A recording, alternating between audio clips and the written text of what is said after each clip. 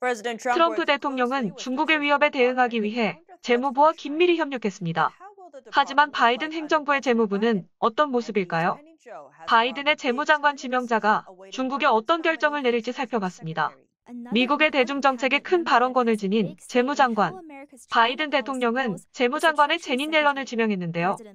전 연방준비제도이사회 의장이었던 옐런은 이제 중요한 결정을 내려야 합니다.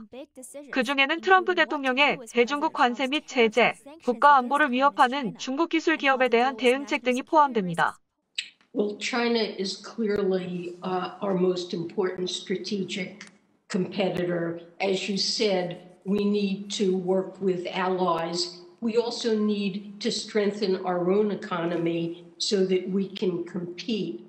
We need to take on China's abusive, unfair, and illegal practices. We're prepared to use the full array of tools to address. Of course, it is important over time to work with our allies. 옐런은 중국을 전략적 경쟁자로 표현하며 바이든 행정부에 호응했습니다.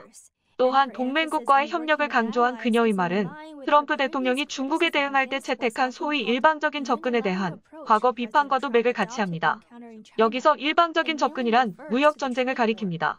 트럼프 대통령은 중국 수입품에 수천억 달러의 관세를 부과했습니다. 이는 중국 정부의 불법적인 무역 행위를 징계하는 조치입니다. 옐런은 트럼프의 대중국 무역 전쟁을 강력히 비난해왔습니다. 하지만 옐런과 바이든 대통령은 관세를 철폐할지 여부를 밝히지 않았습니다. 또한 트럼프의 정책을 대체하면서 공산주의 중국의 위협에 어떻게 대처할지도 확실치 않은 상황입니다. 트럼프 대통령 시절 재무부는 인권 탄압에 연루된 중공 관료들을 제재하는 데 적극적인 역할을 했습니다. 옐런이 이런 접근 방식을 이어갈지는 두고 봐야 합니다. 만약 옐런이 재무장관으로 확정되면 중국 기술 기업에 대한 대응책도 결정해야 합니다. 트럼프 대통령은 미국인의 데이터 안전이 우려된다며 틱톡과 기타 중국 앱의 금지를 고려했습니다. 모든 중국 기업은 필요할 경우 법에 따라 중국 공산당과 정보를 공유해야 합니다. 옐런은 과거의 미국과 중국 간의 기술 탈동조화 위험성을 경고하며 경쟁은 국가 간 상호 학습 능력을 막기 때문에 기술 발전을 저해할 수 있다고 말했습니다. 또한 옐런은 외국인 투자가 미국 국가안보에 위협이 되는지 평가하는 기관인 외국인 투자심의위원회를 감독할 계획입니다.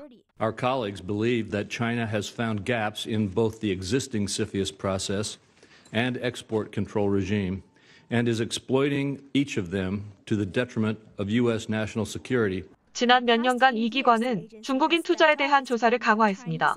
그들은 의심스러운 중국 기업이 대량의 민감한 사용자 데이터를 보유한 미국 기업을 인수하는 걸 금지했습니다. 신규 재무장관이 중국 공산당에 계속 압력을 가할지 아니면 정책 방향을 바꿀지 귀추가 주목됩니다.